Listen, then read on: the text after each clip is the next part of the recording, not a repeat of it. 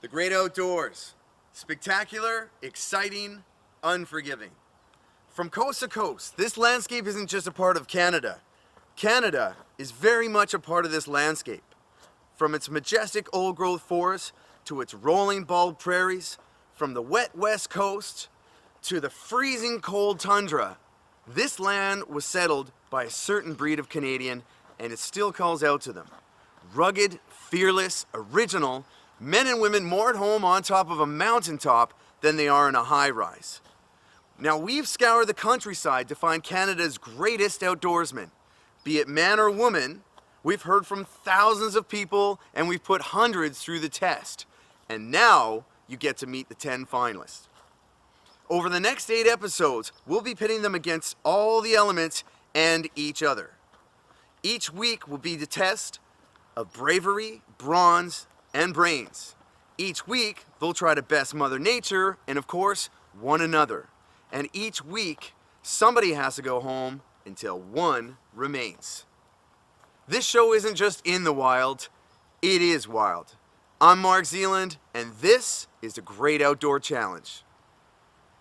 So, why am I such a wilderness guy? Well, when I was 14 years old, I spent half my time in the Yukon and my other half the time on the Sunshine Coast. When I was in the Yukon and I was fishing, I heard a sound, I turned around, and there was a huge grizzly bear. Well, he was big to me, he was pretty big.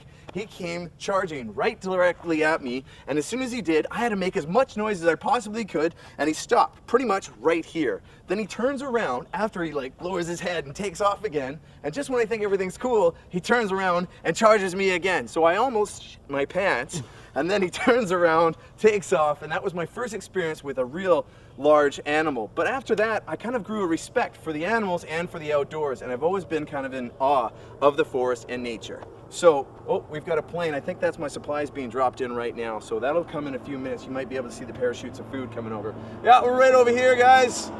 Right here, this is good, okay? Yeah, 5 minutes. 5 minutes, I'll be here. Okay, so now I'm gonna show you guys something really cool. This is, some people are gonna be like, Mark, you're a freak, but this is my knife, and it's designed by Bear Giles. Now, that's the guy who cuts the neck of a caribou and eats his heart and does all this crazy stuff. Well, check it out. So this is the perfect tool. This is really all I need. You've got a flint striker right here. So pull this baby out right here. You like that. Boom. So I can start a fire just with a little bit of lint in my pocket. Not only that, this thing actually has holes, 1, 2, so you can actually make a spear. So you could stab a fish or, stab whatever kind of wild animal you're trying to chase after, and it's got a hammer on the bottom. So there's a lot of possibilities with this, and it's got a really nice sharp little edge. So I'm gonna use this to make the mattress that I'm talking about. I'm gonna show you guys that right now. All right, got the ferns. So that's about all you need. Just gotta chop some off, and then we'll make this mattress.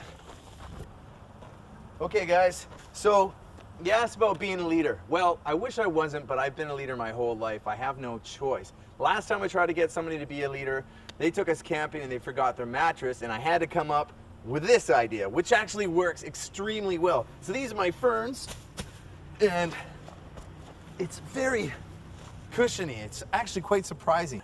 Okay guys, so that's me, Mark Zeeland, saying peace, and hopefully I'll hear from you guys soon. Cheers. In my salamander tent on my organic mattress. Food should be coming any time now. Zeeland is gone.